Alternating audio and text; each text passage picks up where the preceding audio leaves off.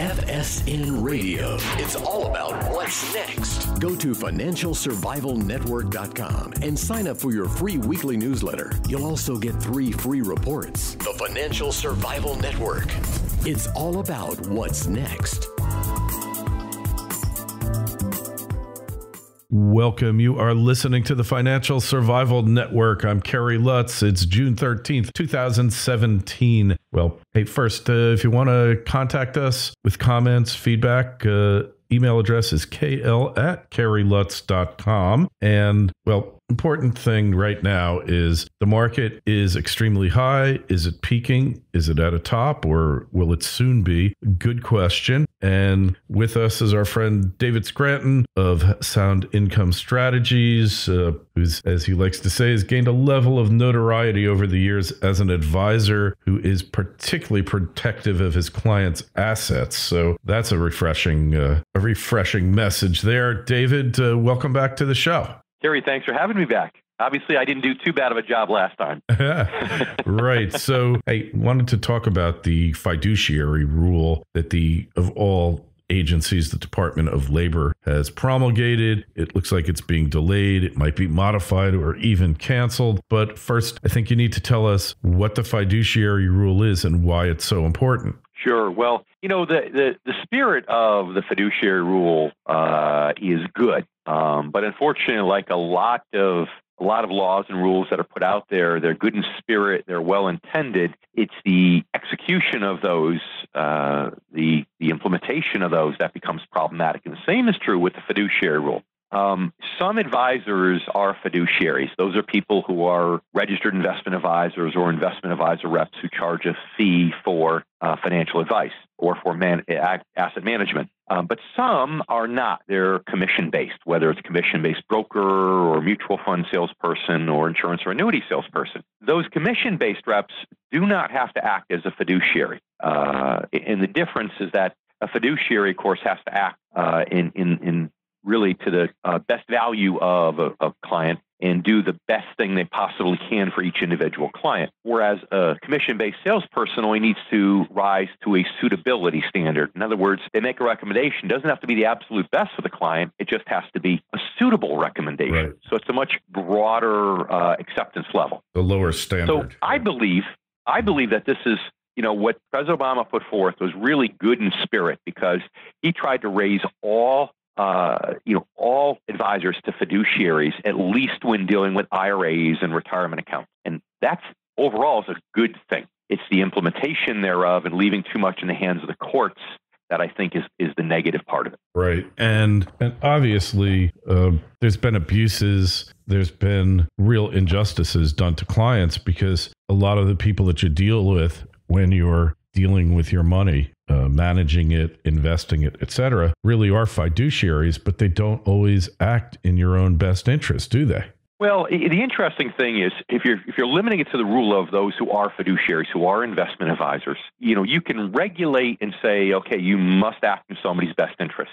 Mm-hmm. But you can't really tell without putting an advisor on a polygraph test. You can't really tell what's in his heart. Yeah. And the same is going to be true even after this Department of Labor rule. Of course. So ultimately, you have to make sure that when you're interviewing an advisor, I believe it's okay to ask them all kinds of questions, personal questions and everything else. And sometimes advisors get offended by these things, but I don't think they should. I think people have a right to ask whatever questions they need to know about that advisor, even if it comes to that advisor's personal life, because that's how you truly get a gauge, at least a gut feel on whether that advisor really cares about his clients or is just in the business for the money. Unfortunately, that was the same before this DOL rule, and it's going to be the same after the Department of Labor rule. Of course, you can't legislate morality as it will, but here maybe this is just a throwing a bone to a favorite constituency of Obama and the Democrats, and that is trial lawyers. You're going to have a lot more litigation as a result of this, aren't you? You are.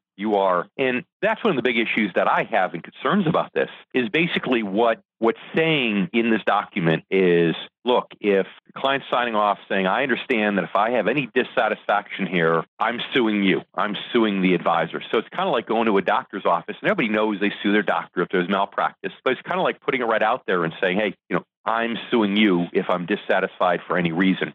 And so it makes it, first of all, the standard lower to file a lawsuit.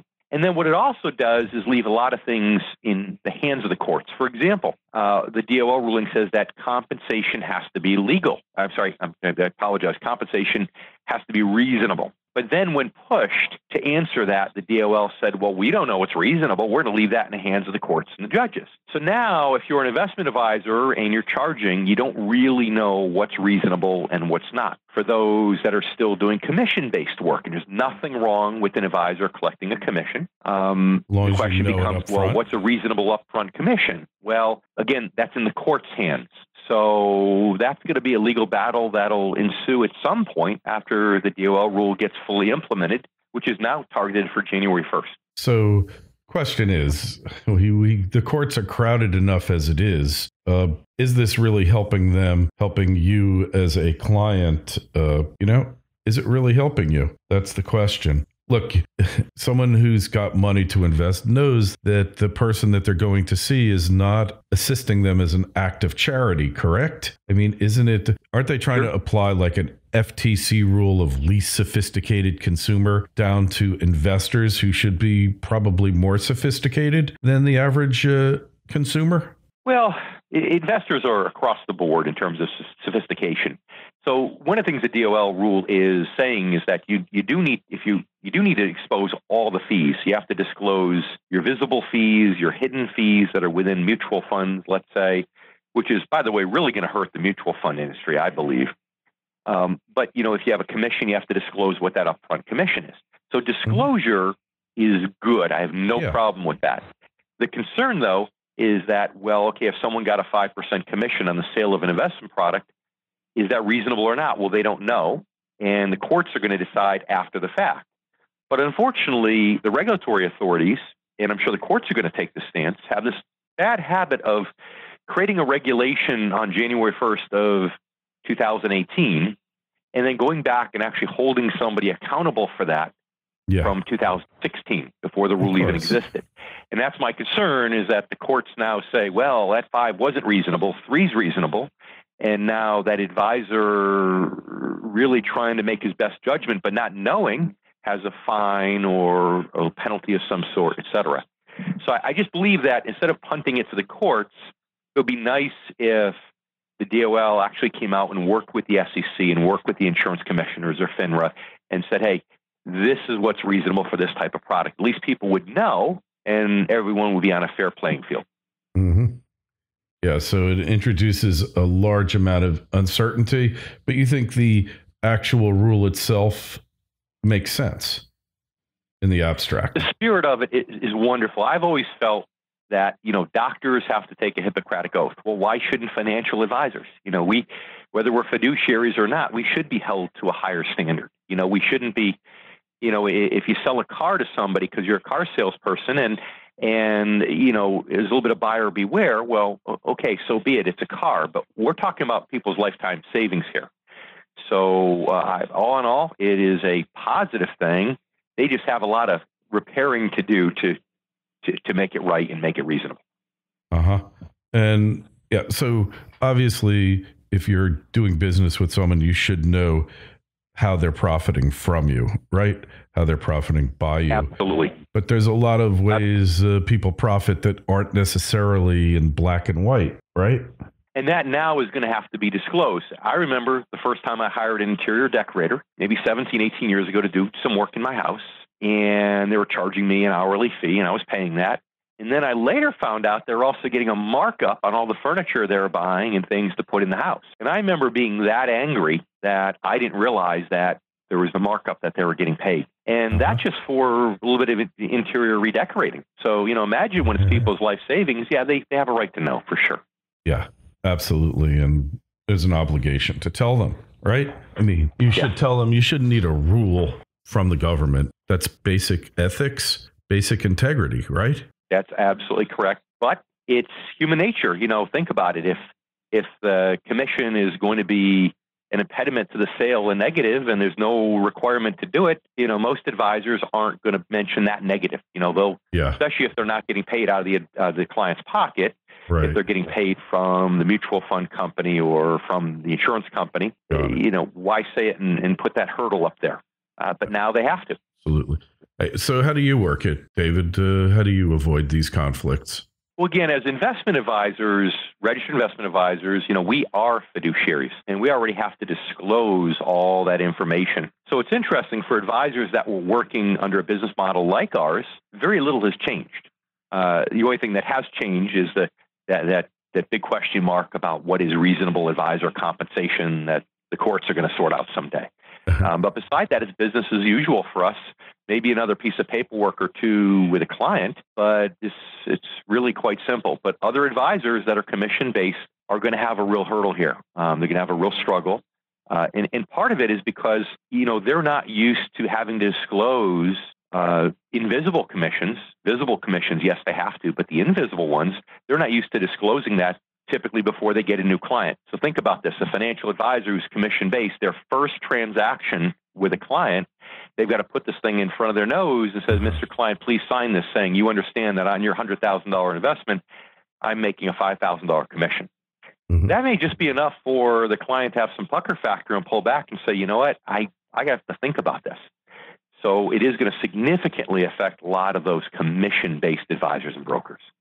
And like you said, a lot of them now, they aren't fiduciaries under the existing law, even though morally they are fiduciaries, aren't they? I like to think that way, yes. And even in the old days before I was an investment advisor, when I was a broker, I always thought of myself as a fiduciary. And I hope that most do.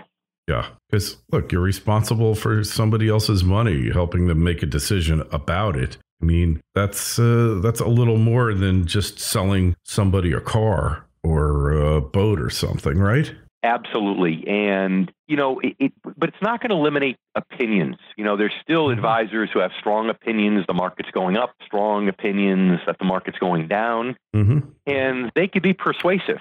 So as long as, the client fills out certain questionnaires and says, hey, I'm pretty aggressive, well, the advisor is never going to get in trouble for putting them in an aggressive portfolio, even if the market starts to drop the next day. So what the consumer, the investor, still needs to be careful of is people who are radical or extreme in their opinions, because, they need to pull back and make sure that they agree with that opinion. Right. Not just when the sales pitch is going on, but sometime when they're sitting home by themselves listening to it, that it makes sense and it's right for them. Hey, and that is exactly the point. And just like there are mutual funds with high fees and mutual funds with low fees, and yet you look at the ones that really perform well, and even if they do have a high fee, if their performance has been way above average for a lot of years, then maybe they're worth it. And maybe they're not. So you as the consumer, as the client, have to make a determination as to whether or not the fees they're going to be yielding from